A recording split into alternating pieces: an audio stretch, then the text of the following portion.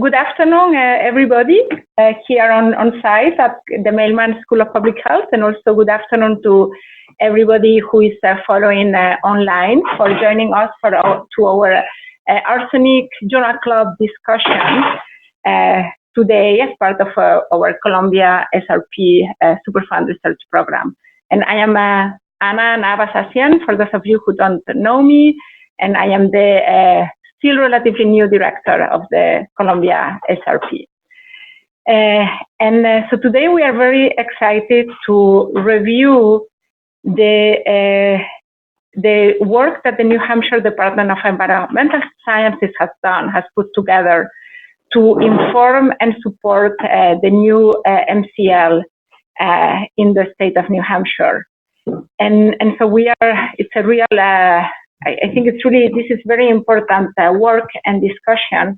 And we are to help everybody online and on site to go together. What we've thought about doing is to have first a summary, and Roheeni Saxena, who is a Ph.D. student here at the Mailman School of Public Health, is going to review and summarize the report. Then we really want to hear the perspective from our colleagues from the New Hampshire Department of Environmental Services, in particular from Paul Suska, who is the major driver of this effort. So we really want to hear from him, and I believe he's online. And also we want to hear from our colleagues at the Dartmouth Superfund Research Program, in particular from Laurie Rardin, to also tell us how they supported the New Hampshire Department of Environmental Services and how this work has come together. And if we have our friends from New Jersey, we also would like to hear from them, as New Jersey has the state who started having the lowest MCL in the country. So I think it will be a good discussion. And then we just want to open it to the full floor, and hopefully all of us together discuss how can we move forward, how can we build momentum to help maybe other states also lower than their MCL. And then we'll have some conclusions. Roheeni will come back at the end and maybe summarize a little bit what we've talked together. And we know that sometimes it's difficult to do things online and on-site, but I want to really encourage all of you who have ideas, questions, discussion, things that you would like to discuss, to maybe send a chat so that we know, or you can raise your hand. We believe in Zoom you have the opportunity to raise your hand. So maybe if you can do that, then we can give you, unmute you and help you so that you can talk with all of us. But please don't be shy and participate in the discussion. And thank you so much, all of you, for coming today. And Roheeni, please, looking forward. Hi, I'm just going to quickly give us how does this stand?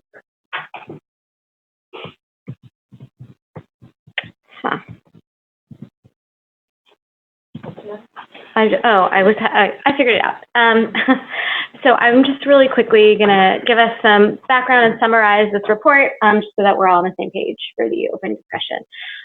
So for background, this new MCL was requested because in June of 2018, the New Hampshire House directed the NHDES to review the ambient groundwater arsenic standards to determine whether they should be lowered.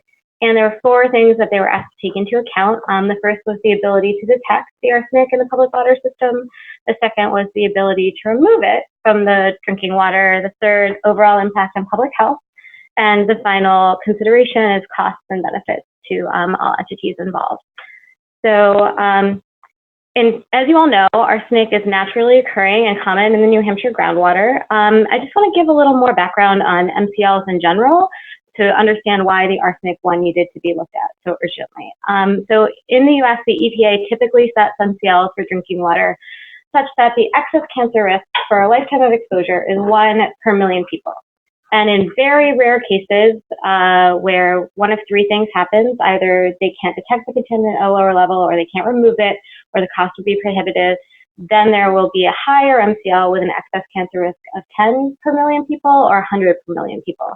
So the current arsenic MCL has a much greater excess cancer risk. Right now, it's 3,000 per million people over a lifetime of exposure. So that's 30 times the rare case exceptional MCL that the EPA typically tries to maintain. So that's why the arsenic MCL in particular needs to be examined in regions, especially where it's naturally occurring in the groundwater.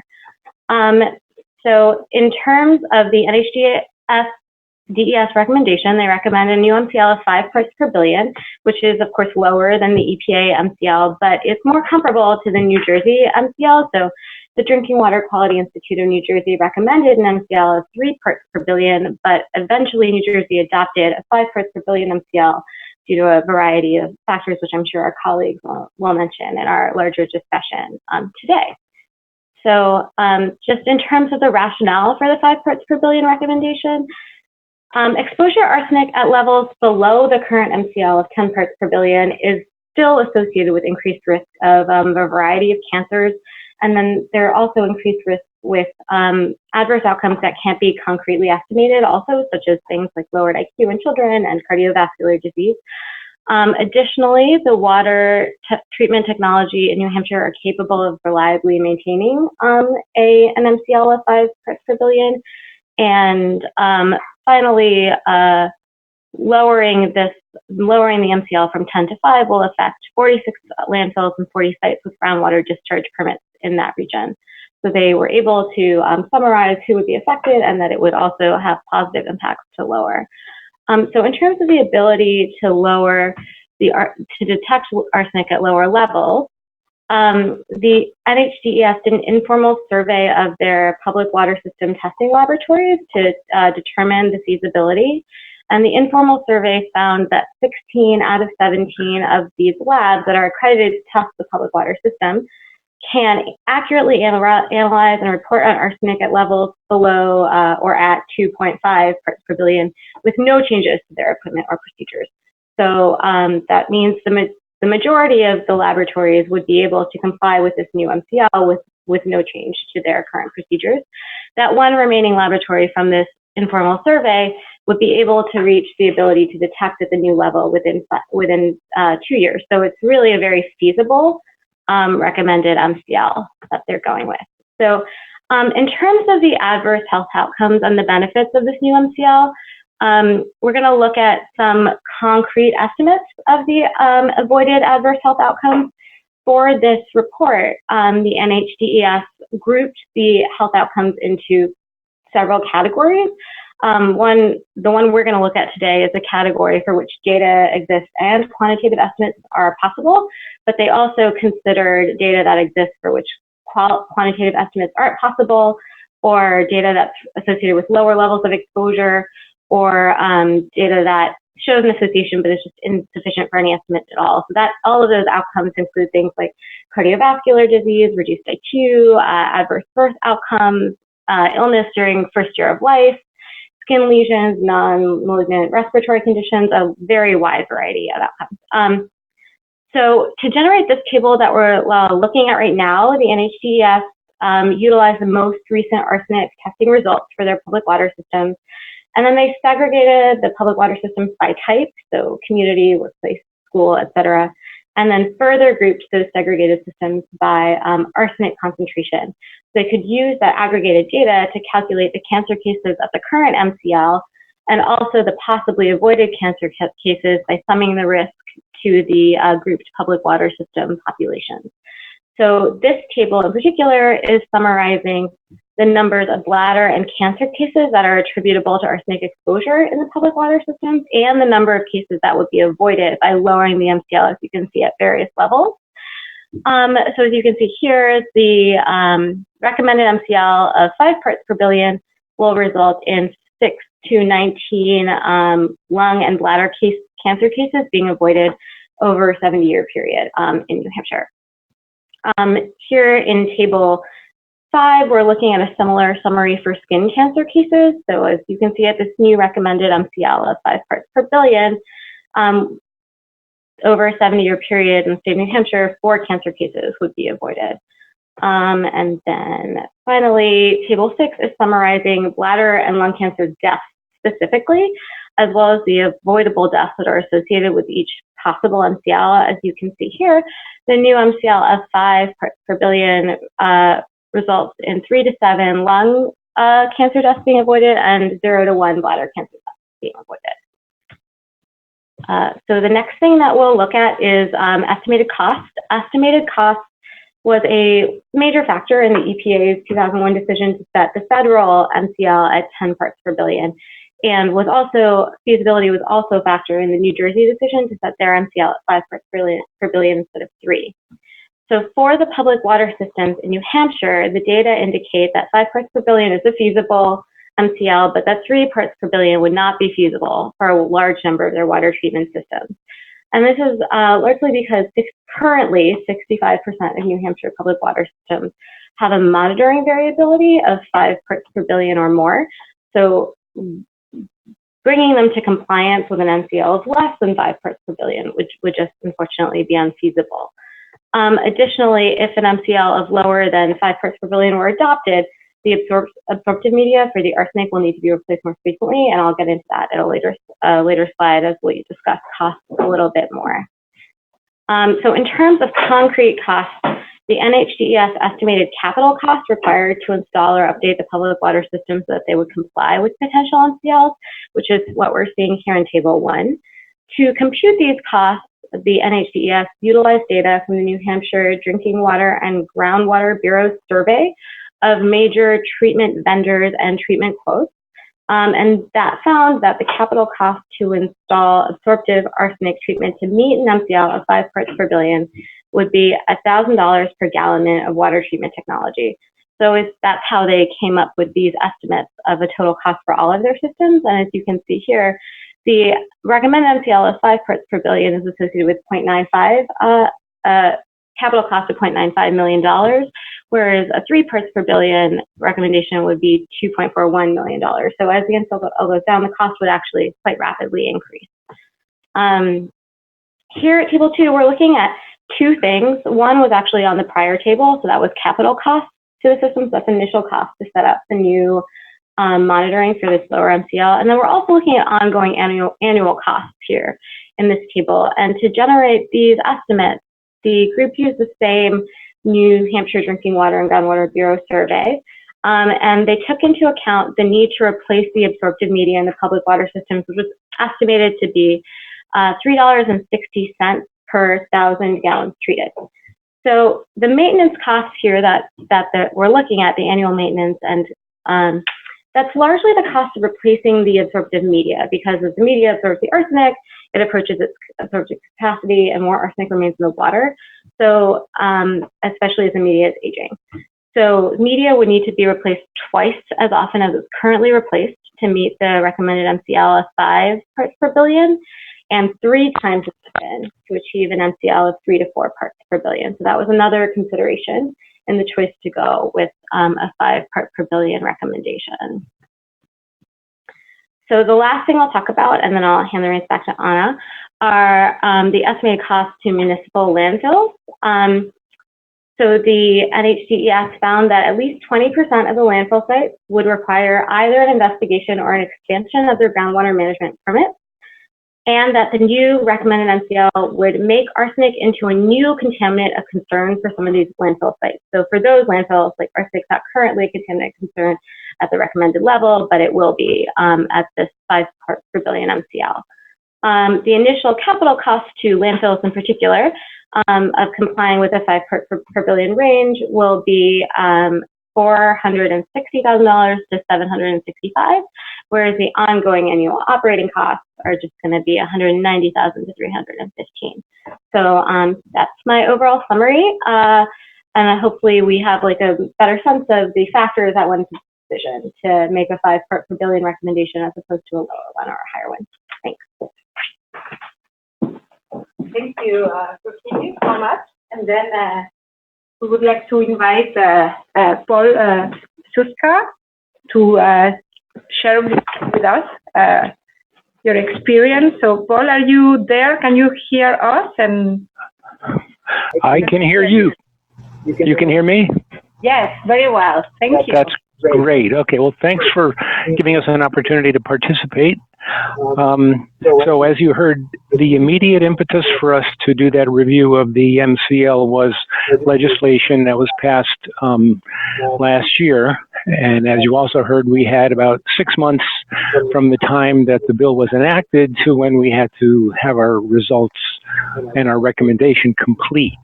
So we would have liked to have more time. And it would have been nice if we had a budget to work with, but we did the best we could. Now, that bill passed last year that directed, actually, as the bill as originally introduced, would have simply directed us to adopt an MCL of 4 parts per trillion. That's right, trillion. And, well, that's because California actually has an MCL goal for arsenic of 4 parts per trillion, which is basically, that's the level you'd have to bring arsenic down to so that the risk would be on the order of 1 in a million. As Roheeni said, you know, because that's typically the acceptable risk for carcinogenic drinking water contaminants. But as you also heard, New Jersey figured it out back in 2000, 2001, that nothing lower than 3 parts per billion would even be feasible in terms of treatment. So anyway, that bill did morph into, rather than directing us to adopt an MCL of 4 parts per trillion, it became directing us to study the MCL and come back with a recommendation. And the language of the bill actually was directed at the you might have noticed at the ambient groundwater quality standard rather than the drinking water standard. So in New Hampshire, we've got ambient, standards for the ambient quality of groundwater. And if a water system has to monitor for that contaminant, then the AGQS, the groundwater standard, is something that the water system has to comply with. So the two go hand in hand, the MCL and the groundwater standard. Now, I'm of the opinion that that bill that was passed last year was really inspired by the perfluorinated compound crisis that we had here in New Hampshire, a number of states, but we had some very high-profile contamination areas involving PFOA and PFAS, and then as we looked, the list of PFAS grew longer and longer. And the sponsor of the arsenic bill was actually a real champion of the cause of cleaning up the PFAS and establishing a protective standard for PFAS, because there is and was no drinking water standard. The fact of the matter is, we had actually been dropping hints with legislators for a number of years about arsenic, ever since we became aware of the inadequacy of the federal arsenic standard, the 10 ppb, inadequate in terms of not being really protective of human health.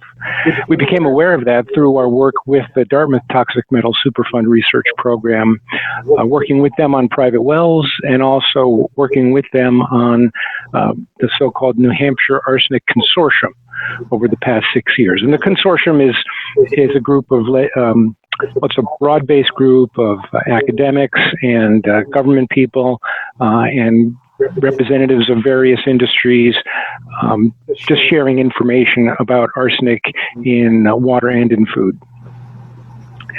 Our approach to this, and I should say that I was the main author of the report, but worked a lot with our health risk assessor, Dave Gordon, who I believe is on the call, and also our treatment engineer, Cindy Clevens, who's also on the call. And hopefully they'd be available to answer questions you have about those areas. Our approach to this is really reflected in the report, so I won't go into detail on how we approach this, although we did set out to do a cost-benefit analysis, identifying the costs in terms of the health impacts and the benefits in terms of, the costs in terms of treatment and so forth, and then the benefits in terms of avoided health impacts by lowering the standard.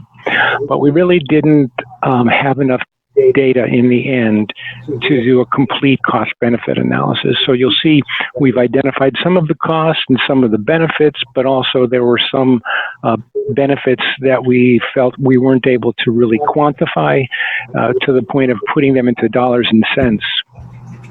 If you look at the report that's attached to our report as a report from the University of New Hampshire, the economics department over at UNH, we contracted with them in a big hurry to try to take our estimates of avoided health impacts and turn those into dollars and cents, and based on people's willingness to pay. That's an interesting report that's appended to ours, and we relied on that. But you'll see some numbers in that report on the value of avoided cardiovascular disease deaths.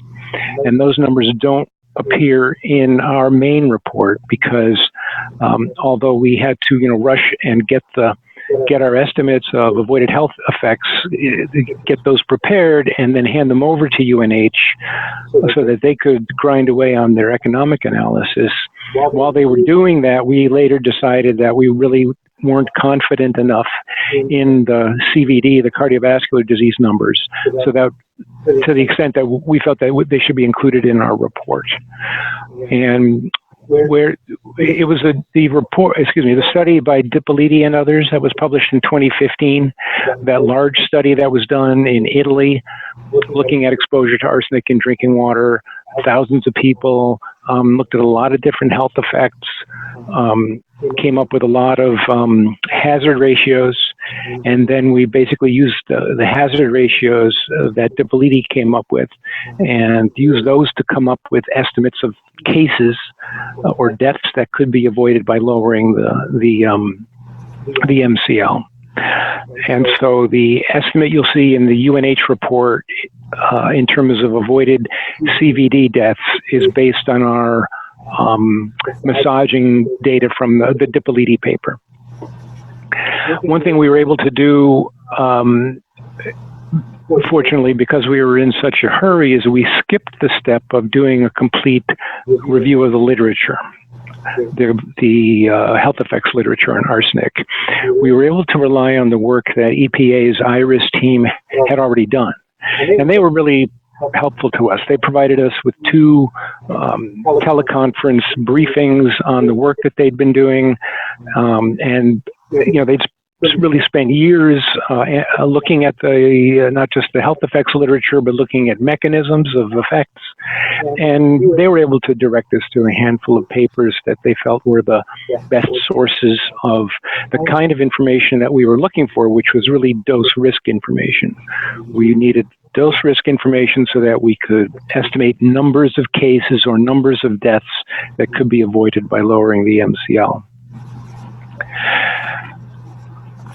So again, our report started with the intent to do a cost-benefit study, but in the end, we did not include an estimate of all the benefits, specifically the avoided CVD deaths.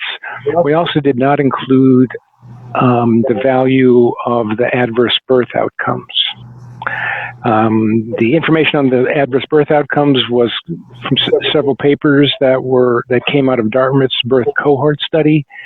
They weren't really part of what EPA had directed us to, but again, because of working with Dartmouth over the years, we were aware of that work.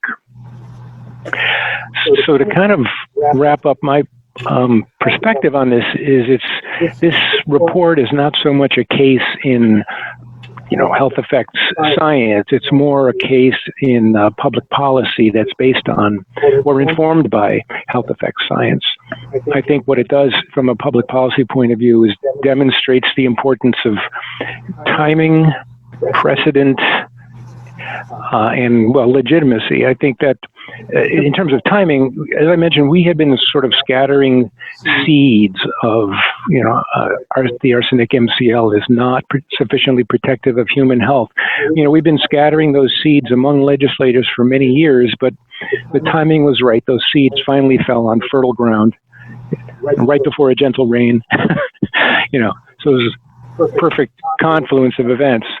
and as I mentioned, there was kind of a coattails effect of the fact that there were these scary human-caused contaminants out there, the perfluorinated compounds, that people were very concerned about those showing up in groundwater, and so I think had a heightened sense of concern and urgency about getting anything bad out of drinking water, no matter what it might cost.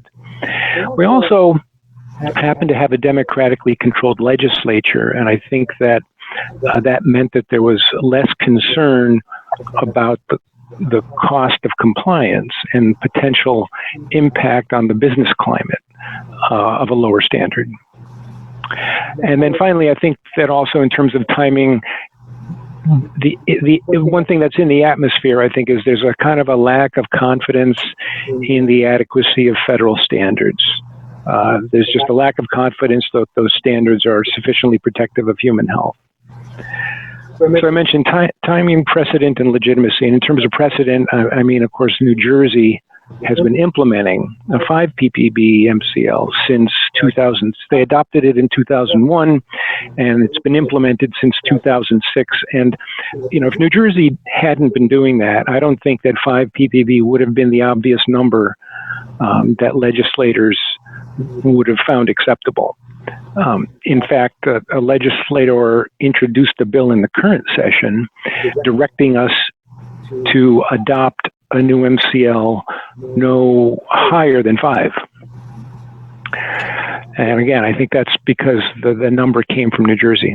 And then finally, in terms of legitimacy and how that feeds into public policy, our report was bolstered by work done by 2 of the state's leading academic institutions, Dartmouth and the University of New Hampshire. I think that, you know, among some legislators, there is not complete trust necessarily in what Department of Environmental Services is saying about what's safe and what isn't safe in drinking water. But the fact that we were relying on work done by, you know, these reputable academic institutions lent us some legitimacy to that work. So those are my, that's what I'd add to what you've heard so far. Thank you. Thank you so much. This was a real privilege to hear from you. It's incredibly informative. So let's give the stage now to Dartmouth, to the Dartmouth SRP. Lori, are you there? Can you hear us? Yes. Or maybe remember to unmute. Yeah. Yep, I'm unmuted. Can you hear me? Very well. Excellent. Okay, great. So thanks for this opportunity, and I want to start by saying that Paul Suska and his team, including Pierce Rigrod and Cindy Clevens and Dave Gordon and many others, but those folks have been really pushing this work for many, many years, and Paul in particular has really been a champion, and as he mentioned, he has continued to just push and push and push gently or more firmly as appropriate. So we have really enjoyed our partnership with them over all these years, and we've been studying arsenic for a long, long time, and back in 2000, we partnered with New Hampshire DES and USGS. Joe Ayotte, who many of you know, has also been a champion to really push the envelope that arsenic is a bad actor and that we have to pay attention to it, as well as folks at EPA. And so it's been a wonderful and exciting moment to have this finally in the legislature poised to really get the MCL lowered. There have been many different bills that have gone through over the years, and I think this is truly very exciting. Others involved home sale and real estate transactions and things like this, but this is great. So we have been studying arsenic, and over these many years since 2000, our research has shown that it is an endocrine disruptor, and it affects the immune system in the lung, and more recently, through the birth cohort led by Margaret Carrigus, we've had a lot of findings pertaining to maternal child health through the Children's Center. They focus on the health of the baby and going forward. And all that work has really led to very interesting research showing that there are health effects below 10. And so I think around the time Paul mentioned that the consortium has been going for about 6 years, and that it started actually back in 2001, and then it accomplished a fair amount. Then it sort of went on hiatus and came back when we did a video called In Small Doses Arsenic, which was released in 2010. And that brought all of these stakeholders together, and we connected over our science and other science. And that sort of was an opportunity to bring the consortium back together. And we've really been pushing forward and bringing in more and more folks. So I think we've been raising awareness about our research, as well as about the fact that this is a pressing environmental public health issue in New Hampshire. And so it's just been an exciting partnership. We were able to assist Paul as he was going forward and writing the report. We were able to provide assistance during the legislative process in terms of providing details of our research that could inform those hearings. And then as Paul has been working on this report, we've tried to assist where we could. Some of our investigators, Margaret Carrigus and Britton Goodale, provided information to talk things through with them. So it's been a great partnership, and we're excited to see where this all winds up. And I think I'll just leave it there.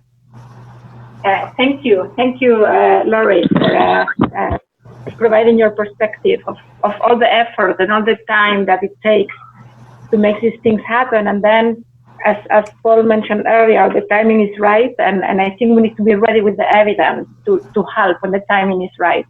And this is such a great lesson of how the academic work that takes so many years needs to be ready when the policy is ready to move forward. So this is very exciting to hear from both of you. And I think before we open the discussion, I would like to make hear if Steve Spade is in the call. Yes, because New Jersey has been mentioned several times. We are very fortunate here at the Columbia SRP to work closely with New Jersey, and so I would like to also give them the opportunity to talk before we open the discussion, so that their experience in New Jersey, how this New Hampshire new MCL could also, and together with the New Jersey MCL, maybe can help us with bringing momentum to other states, and also to tell us about our experience. So Steve, if you can talk, can we hear you? Can you hear us? This is Steve. Can you hear me? Yes, very well. So I don't really have anything to add. I think what New Hampshire is doing is great. We in New Jersey do not have a problem with the 5 ppb standard. Compliance is working good. One thing I could add is that the treated water can be non-detectable. So when you look at the numbers saying, well, we're going to treat the water to 5, you see a reduction in the cancers, but the treated water is going to be less than 5. And so the benefit will be even better than what you're predicting.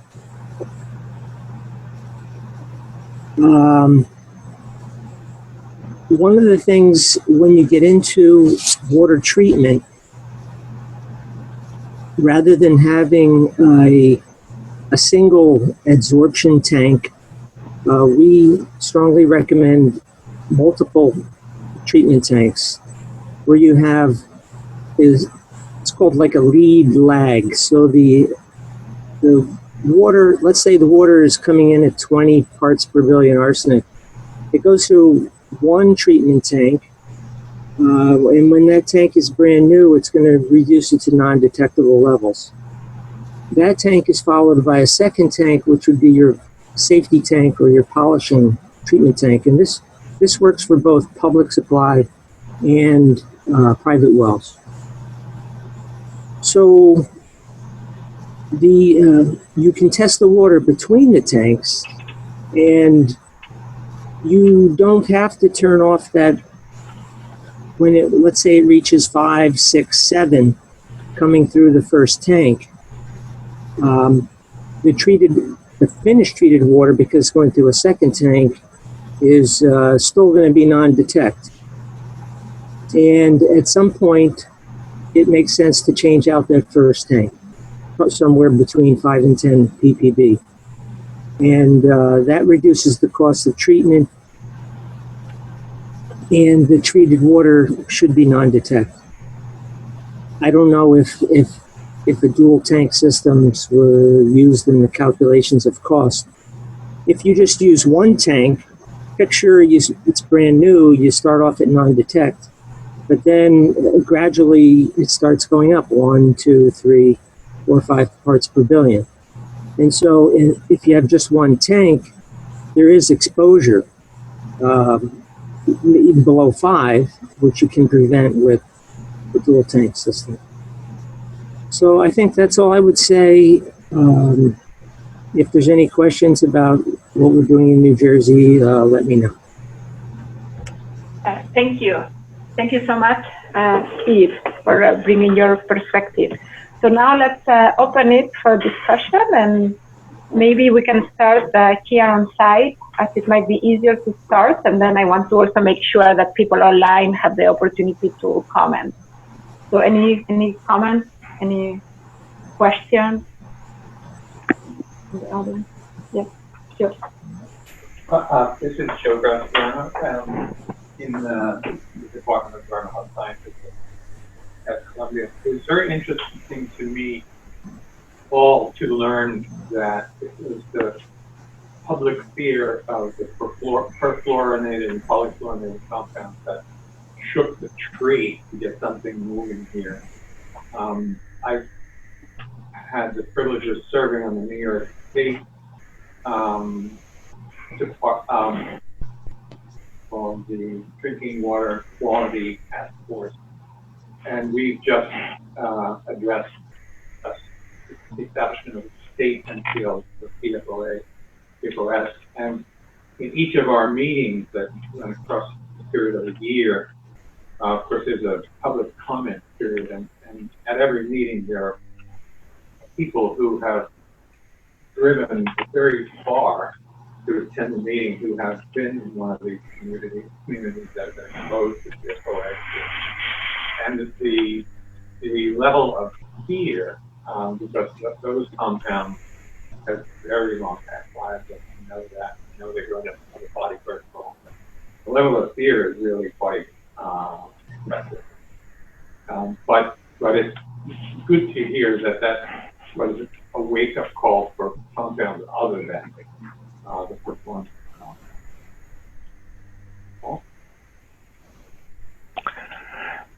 Yeah, well, it'll be interesting to see what sort of public comment we get when we get into the actual rulemaking stage. Just to briefly explain where we are in the process, we did the study, and I'm sorry, there's a little bit of a lag here in the sound, so that's disorienting me a little bit. But the legislation that was passed last year directed us to study the MCL and to come back with a recommendation. But it also said that we could not adopt the rule until we got further authorization from the legislature, which of course is highly unusual because we have the authority to adopt drinking water standards, but they just kind of took it away from us for this one standard. So where we are now is we need the legislature to act to remove that, tell us, all right, go ahead with what you proposed, and then we actually begin the formal rulemaking process. And as part of that, we will have the public comment period and hearings and so forth. So so far in the process, there hasn't been any public input, and so it'll be interesting to see what we do here when we get to that stage. So this is Lex Martin from Le Mans. I thought this was very interesting. I am curious to, when you mentioned at some point a few parts per trillion numbers, eyebrows, of course, started to drop here in the room, because we were wondering.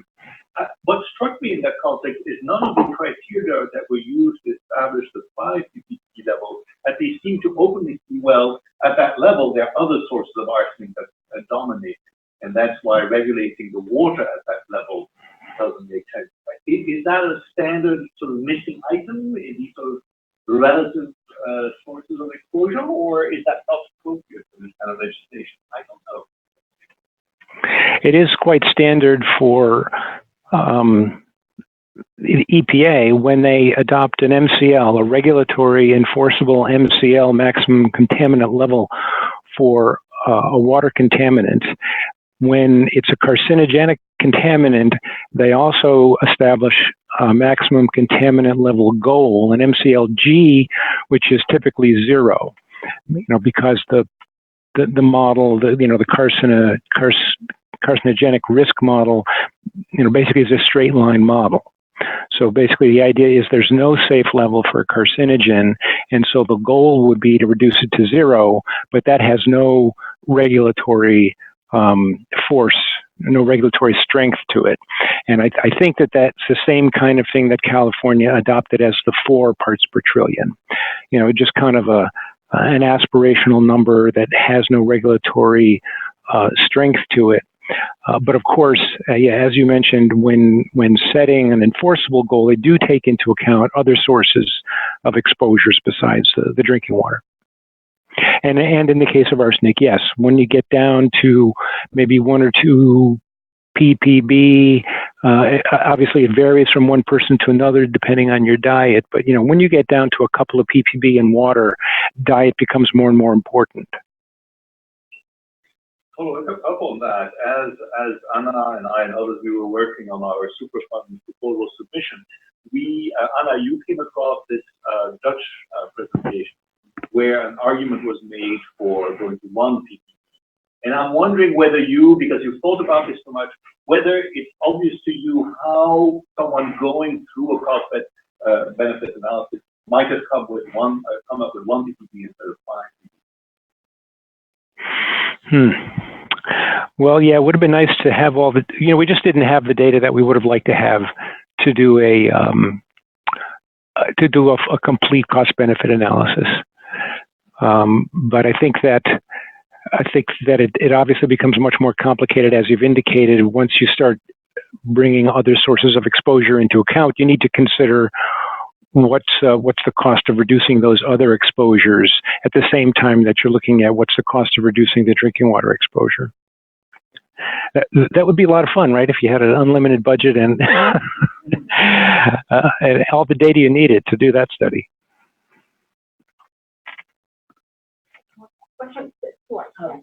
Do I remember that New Jersey is considering a lower standard at this point? Could you comment on that, Steve, or Nick, if you're on the phone, one of you?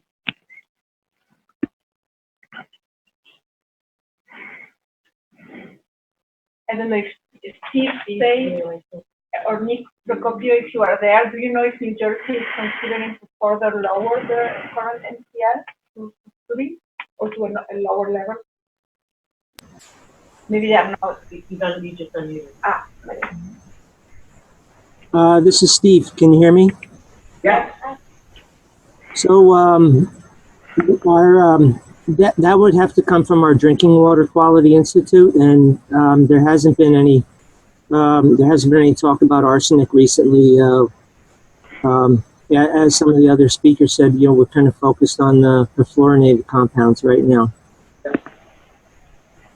Regarding the Netherlands standard, it's like a mysterious standard, I would say, because we heard about it in Stockholm like a couple of years ago. Then we couldn't find anything online, and Lex is from the Netherlands. So and he couldn't find anything. He even took his contacts. And then we found this PDF with a beautiful kind of summary of the cost-benefit analysis and talking about costs and the new standard of 1 microgram per liter. And now the report has disappeared again. If you Google, Roheeni was trying to look for this report to be able to Do you show have it on your computer? I have it print. I printed it. So I have a hard copy, but and I am happy to share it with others. Yes, we should try to follow up with the person who presented it. Because it's, and I would, yeah, I would like to know, did it happen? Is the standard in place? And learn more. Now the EPA, the National Academies of Science are going through the new committees to review, and the EPA is going to propose again what are they planning on doing for the risk assessment. I think it will be very important to gather all of those examples. It was from New Hampshire. It's going to be very important for the EPA, and it would be good to get what the Netherlands do. But hopefully we can find the players. I think it would be good to be in contact with them, be able to have a call and a conversation and know more. But that's really interesting. And they talk a lot about cardiovascular disease in the Netherlands report. They also mentioned diabetes and some of the papers on diabetes and some of the cognitive outcomes also. I wanted to ask Paul about the study from Italy. And if she talk by the microphone. Okay, so the study from Italy, I wanted to ask Paul about the choosing the paper from Italy, the I don't remember the Ippolito study, so that I know that study very well myself. And but I was wondering, why did you choose that study versus others? That study is ecological. It has many limitations in many ways. At the same time, it has the drinking water data, what maybe other studies that are better quality only have urinary data. HILS has both urine and water. At the same time, it's a higher exposure levels. I can understand that there can be many implications when lowering. So I'd be very curious to know, why did you choose you mentioned also you didn't consider a full systematic review, but if you can give us a sense of why did you choose the study from Italy? Sure. Well, it was actually on the short list that EPA gave us. And that's why we looked at it, yeah. And they had exposures that were right in the range of what we're dealing with here. Mm-hmm. So it seemed very, a lot of limitations, and which is why we ultimately did not include the numbers that we based it on. Anna, you mentioned a report a little while ago. Was that the draft IRIS report? Do not cite that one. You said it disappeared. No. I said one from the Netherlands. Oh, okay. Report from the Netherlands. Sorry, people couldn't hear me. I didn't realize that. Too bad. I was talking, the Netherlands has a new safety standard of, we don't know if it has or it doesn't, but we've heard about this in several settings. And a few months ago, they had a report published. It's more like a PDF with a presentation that summarizes their cost-benefit analysis and the risk assessment process. And they indicate in that report that the new MCL for the Netherlands is 1 microgram per liter, but that report has disappeared from the web. So we are trying to see if we can contact those people, the people who put together that PDF. I believe there was a contact person that we should try to be in contact. But good. But thank you for the answer about the Italy selection, and Joe wanted to mention something. Regarding ecologic studies. Correct me if I'm wrong, but the EPA MCL of 10, which was based on cancer, it comes from Taiwan ecologic studies. Mm-hmm. So, there is precedence for that. And also non-US. Very good. So any other comment? Maybe somebody from the online has a comment? Anything from the chat? would like to talk. We are approaching to the end, so it will be good if anybody has something that they would like to share with others. Here in the room, trainees, other investigators. I wanted to ask, but I want to hear to see if anybody, I can maybe start asking, and if somebody wants to talk. I wanted to ask, you've mentioned this issue of timing, precedence, legitimacy, and also you've mentioned, Laurie mentioned having a champion and how Paul was a champion. I think that's really important in moving things forward. And I was wondering if you knew Paul, Laurie, Steve, anybody else, Joe, Lex, Stuart, anybody else in the room, if you know like which other states might be, you know, kind of ready, their timing is ready for them. Are there any champions in those states, and how can we help them to go to this at least 5 MCL? I think given the fact that the EPA is moving so slowly, I think there is more and more urgency for us to try to support the states that might be ready.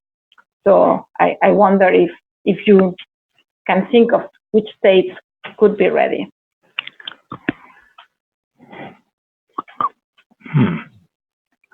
Well, I do appreciate Laurie calling me a champion. I think it's maybe time for me to adopt new theme music. I wonder about Maine and Columbia. You certainly have had a lot of experience there, and I think they have some political. I'm not sure where their politics are right now, but I wonder if they would be one of the next ones, considering in New England, Maine and New Hampshire have such comparable arsenic exposure and issues. I think we're the top of our group in New England. Very good. Thank you, Laurie. What about Minnesota, Stuart? Do you think Minnesota could be ready? Because you do a lot of work with them. So we haven't yet heard any talk in that. You know, so it's an impressive group and effort that they have together now in the past few years, but it's a new, so it's the beginning of coming to grips with, helping people with the standard they have now. I will ask. Very good. Yeah, and I think it's really important to share these efforts and how it has happened. And at least we have 2 states now. I think it could be a good timing for us to create momentum and help other states to follow a similar process. Yeah, and there is, yeah. Yeah, so Joe Graziano, so Maine would be the next logical state, and Andy Smith and his group in the state department have been, I can't say they've been advocates for changing MCL, but they've been advocates for changing policy. And they did achieve some change in policy regarding testing when there's a real transaction. But the government vetoed the first bill, and then it came up again, and a watered down version. It vetoed again, but overturned the state overturned veto stuff. But yeah, Maine seems to be lost. Very good. So there is one question. Two questions, both for Paul. One was for you to outline the next steps for the MCL, and then along those lines, will the 5-part pavilion MCL be enforced, or will the state review the report and then make a decision about that? Everybody able to hear? Right. So the next step is, of course, for this legislation to make it through the process. Right now, it's simply made it out of the first committee, and so it needs to go to a floor vote in the House and then cross over to the Senate and get through that and then get signed by the governor. Once that happens, we would then begin the formal rulemaking process. We would propose a rule and have a public comment period and hearings and so forth. Our expectation is that if we were to adopt something this year, we would probably leave a 2-year period for water systems to come into compliance.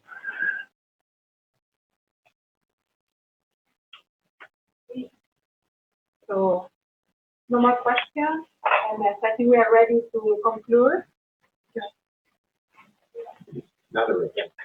Yeah, we have to wrap up because this room is going to be taken by another event. But I just want to thank everybody for the great discussion. It was a real privilege to hear directly from you, Paul, and also Laurie and Steve, and all of you who were here asking questions and making comments. I hope this was useful for many of you who were online and for you who are here on site, and we'll continue with our Arsenic Journal Club activities in following months. So thank you, everybody, for the participation. Thank you. Okay, good.